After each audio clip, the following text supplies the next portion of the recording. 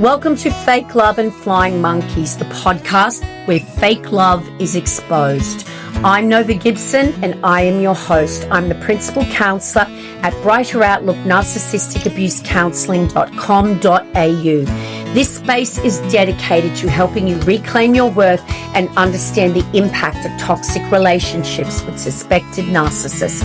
You deserve clarity, healing, and freedom from the pain of fake love and flying monkeys. So please leave a review and grab a copy of my book, Fake Love, Understanding and Healing from Narcissistic Abuse. Let's uncover the truth and take back your power. Hi everyone and welcome to another episode of Fake Love and Flying Monkeys.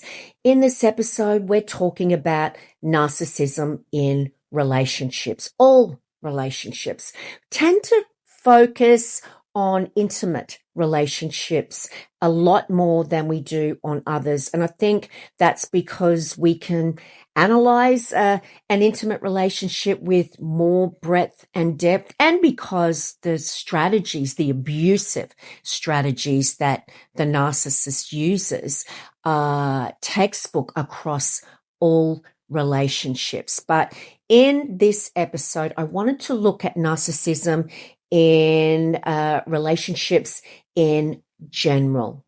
But before I get going, guys, I'm going to be nagging you a little bit over the next few weeks or so. But I have just started a new YouTube channel and I'm so excited. There's going to be lots of videos where you can actually see me and we can interact during live streams. So please just subscribe to my channel and you can find that link in the description. Love to see you there. Now, let's face it, narcissism is not just about someone taking too many selfies or being the loudest person in the room. I think most of you listening will know that by now, that there is such a thing as the covert narcissist. And it is my opinion that the majority of narcissists are covert, and therefore you cannot see them coming. And they're actually the opposite of what society tends to think a narcissist is, which is that loudest person in the room who takes selfies all the time.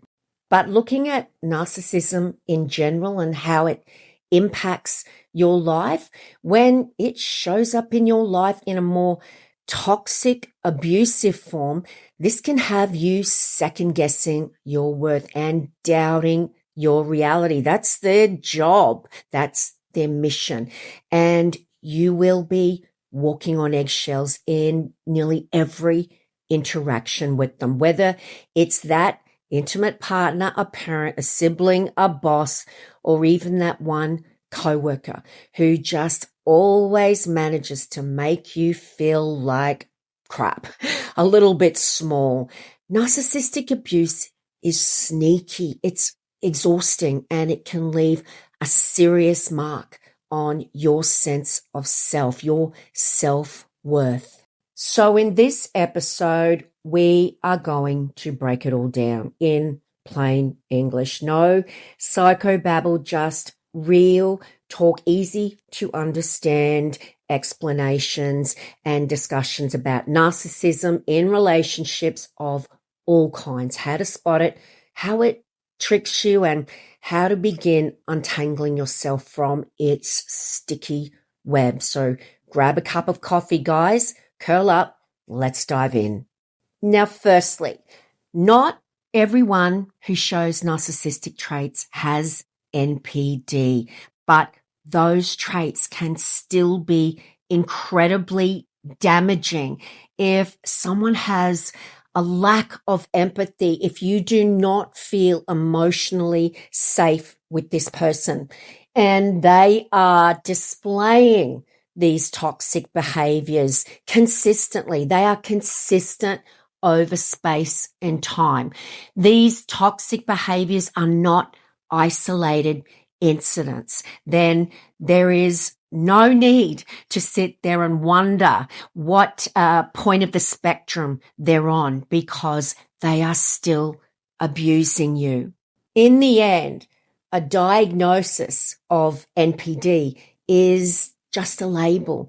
A diagnosis is a label that we assign to a set of symptoms, a set of traits, so that we know what treatment to apply. But of course, as you know, a narcissist is never going to walk into a therapist's office and ask to be helped for their narcissism. If they're doing that, they're not a narcissist.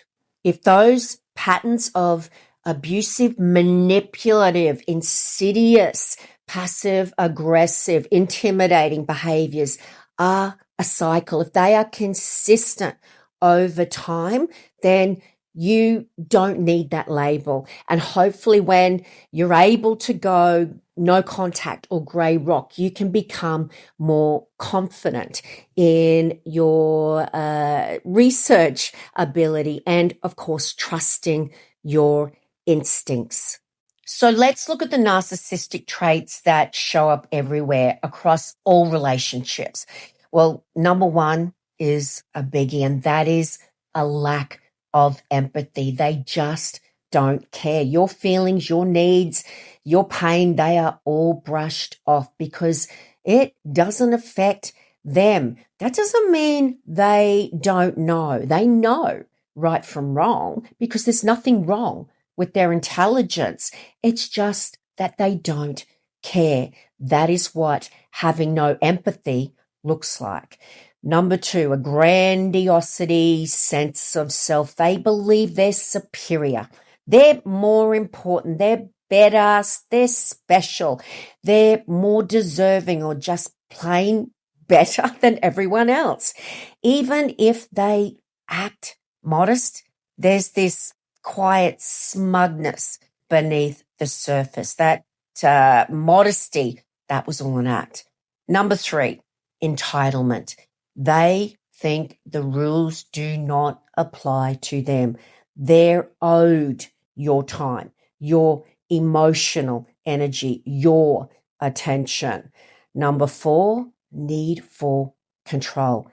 Everything needs to go their way. Your choices, your boundaries, your freedom, even your identity. They will strip you of your identity to be able to control you more. Number five, manipulation. They will use guilt tripping, gaslighting to love bombing and triangulation. They'll use any tool in the book to stay in the control. They are master manipulators because they practice a lot. Number six, they rage, or the silent punishment. When they don't get their way, they explode or they go icy cold. Either way, you are left picking up the pieces and having no idea what you did to deserve this punishment. So how do these traits show up in different types of relationships? Well, let's begin quickly with the narcissistic romantic relationship, that emotional roller coaster. Well, it starts with the love bombing. They come on strong. Compliments, gifts, constant attention. You're in this whirlwind and it's all designed to get you hooked on that feeling of being on your own personal cloud nine before you see who they really are. Then, of course, once you're hooked, the devaluation starts. Things change. Criticism starts. They make you feel like nothing you do is ever good enough, and you're forever trying to get back that person who doesn't exist that made you feel so good in the beginning.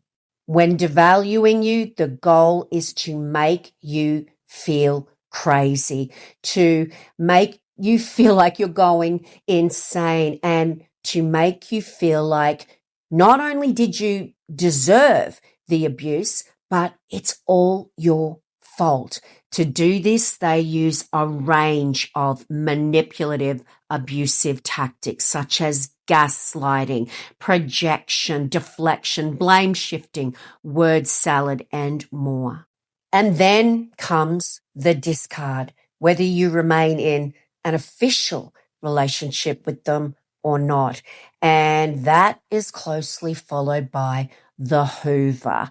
Most of the time, the narcissist will hoover you, whether that's 6 months, 6 weeks, or 10 years down the track, just to come back and see if you've let your guard down and if you're up for another round of abuse. And the cycle repeats.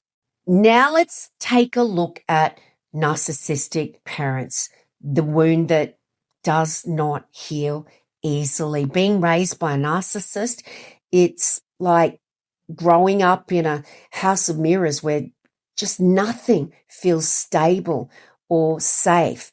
You're the extension, not the child. Your parent sees you as a reflection of them. Your achievements, that equals bragging rights. Your mistakes, that equals their shame. Love is conditional. You have to earn love through perfection or people pleasing or just being silent.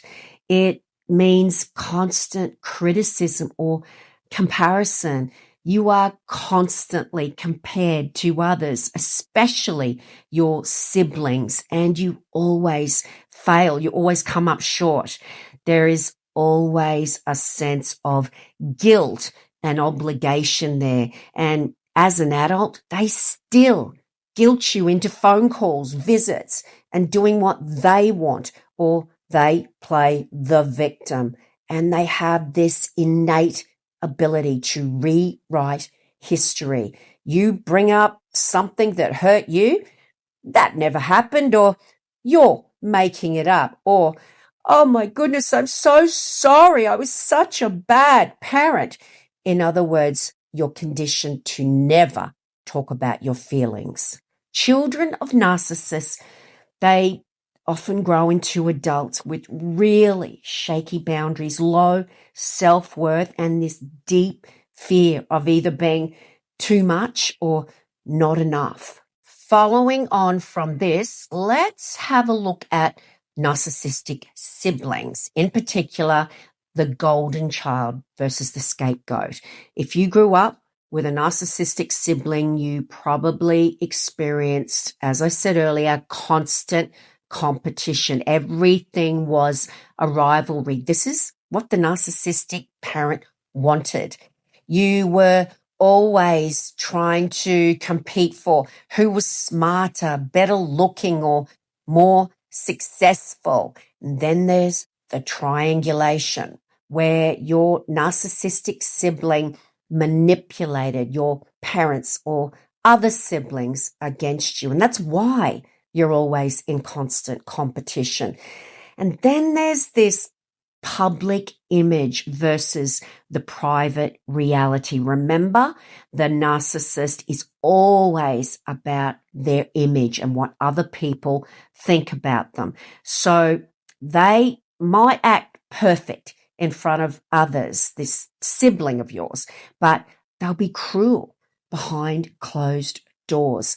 This is the dysfunctional, toxic dynamic of a narcissistic family. And of course, you have the smear campaigns. If you ever spoke up, suddenly you are the problem child, the drama queen, the liar. Narcissistic siblings, they can keep the family dynamics toxic for decades. In particular, we're talking about the golden child, who is taught to be the next abuser in line and is conditioned to treat their scapegoat sibling like dirt. And what about narcissistic friends, the old frenemies with the sharp smiles? We all know that one friend who just needs to be the center of attention at every single gathering. They get passive aggressive or jealous when good things happen for you. They only call when they need something. They turn on you the minute you express a boundary. And this is what really proves to you that they're not a friend at all, is when they share your secrets or they mock your vulnerability in front of others. Friendships, which are really not friendships at all, with narcissists start off sparkly. They make you feel chosen. In other words, they love bomb you. But over time, the friendship becomes one-sided, draining, and dramatic. And next we have the narcissistic boss and coworker, the workplace war zone. Narcissists in the workplace, they can do real damage to your career, your confidence and mental health. They'll take credit. Your ideas, suddenly their ideas. They blame others. You make a mistake, it's a disaster. They mess up, they point fingers at everyone else. It's someone else's fault. They play favorites. They will pit co-workers against each other, creating a toxic environment, a toxic work atmosphere. They'll public praise, private punishment. They smile in meetings and then belittle you behind closed doors. You might feel like you can never win, and that's exactly how they want you to feel.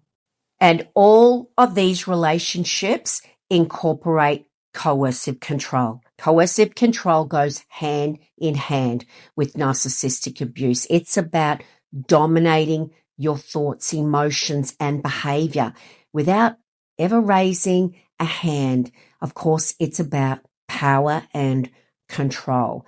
Watch for these signs, guys, where they monitor your time, your money, or communication. They'll tell you how to dress or who to talk to. They'll use guilt or obligation to manipulate your decisions. They'll isolate you from friends, family, or support systems. They'll punish you emotionally, especially with silence, withdrawal, or rage. And they will control the narrative. So others think that you are the unstable one, but you have to be aware that it nearly always starts under the guise of caring. For instance, I want to come clothes shopping with you because I love to be with you and I love to help you choose what you wear because I'm interested. It feels good at the time, but watch for that slippery slope into complete control where the time comes where you want to choose an outfit for yourself and you're punished. It's so important to be aware that these abusive relationships where there is a narcissist involved, narcissistic abuse, coercive control, they don't look like a typical abusive relationship. It looks like you always apologizing, always questioning yourself, always trying harder to be enough. There are so many reasons that victims stay in these abusive relationships, and it is never helpful to judge them with comments like, why don't you just leave if it's that bad? They stay because of that very powerful attachment, addiction that we call a trauma bond to the abusive reward cycle where a chemical bond is created that feels like love, where in actual fact it's addiction. They stay because of fear of repercussions, low self-worth, they hope their abuser will change and they will get back the person that made them feel so good in the beginning. They stay because they've been gaslighted. They're convinced that it's not that bad and, of course, that it's their fault. And this is not weakness. It's survival mode.